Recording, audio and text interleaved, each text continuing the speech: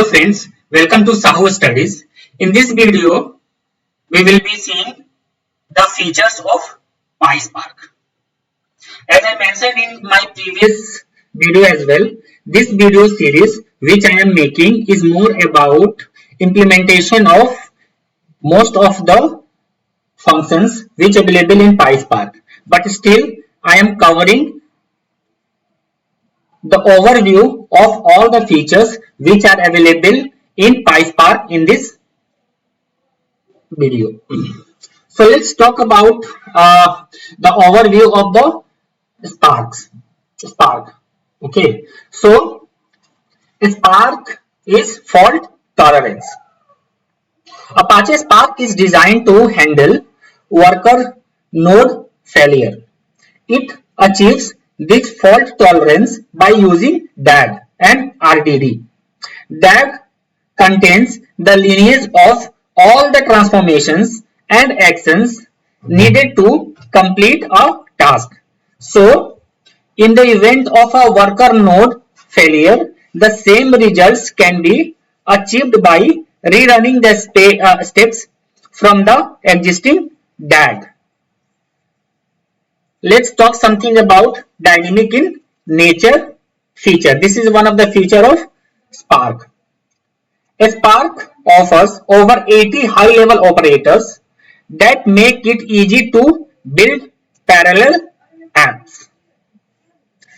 Lazy evaluation. This is one of the important feature of Spark. Let's talk something about lazy evaluation.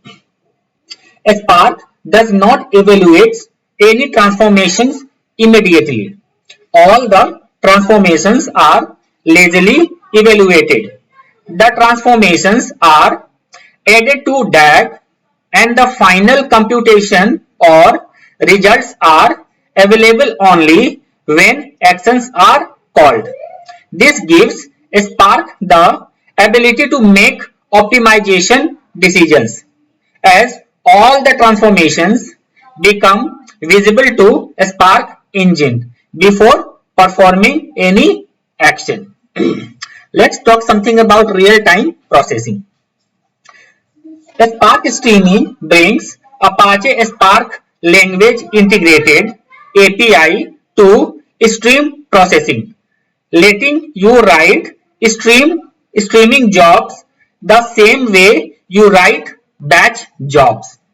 Let's talk something about speed. Spark enables applications running on Hadoop to run up to 100 times faster in memory and up to 10 times faster on disk. Spark achieves this by minimizing disk read and write operations from intermediate results. It stores in memory and performs disk operations only when essential. Spark achieves this using DAG, Query Optimizer, and highly optimized physical execution engine. Let's talk something about reusability. Spark code can be used for batch processing, joining stream data against historical data, as well as running ad hoc queries on streaming state. Let's talk something about advanced analytics. Apache Spark has rapidly become the de facto standard for big data processing and data science across multiple industries. Spark provides both machine learning and graph processing libraries which companies across sectors leverage to tackle complex problems, and all this is easily done using the power of Spark and highly scalable clustered computers. Databricks provides an advanced analytics platform with Spark. Let's talk something about in-memory computing. Unlike Hadoop MapReduce, Apache Spark is capable of processing tasks in memory and it is not required to write back intermediate result to the disk. This feature gives massive speed to Spark processing. Over and above this, Spark is also capable of caching the intermediate results so that it can be reused in next iteration. This gives Spark added performance boosts for any iterative and repetitive processes, where results in one step can be used later, or there is a common data set which can be used across multiple tasks. Let's talk something about support multiple languages. Spark comes with inbuilt with multiple languages support. It has most of the API available in Java, Scala, Python and R. Also, there are advanced features available with R languages for data analytics. Also, Spark comes with Spark SQL, which has an SQL-like feature.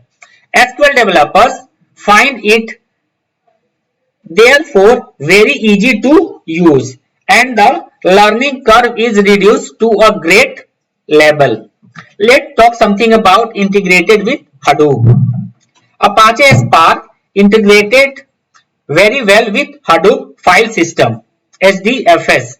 It offers support to multiple file formats like Parquet, JSON, CSV, ORC, Avro, etc. Hadoop can be easily leveraged with Spark as an input data source or destinations. So these are the couple of Spark features which I have covered in this video. So I have covered a Spark feature as an overview. Detail I didn't cover it because this video series is more related to implementation of PySpark functions. Thank you. If you like content of my video, then please subscribe my channel, like it, comment on it and press the bell icon to get notification whenever I add videos.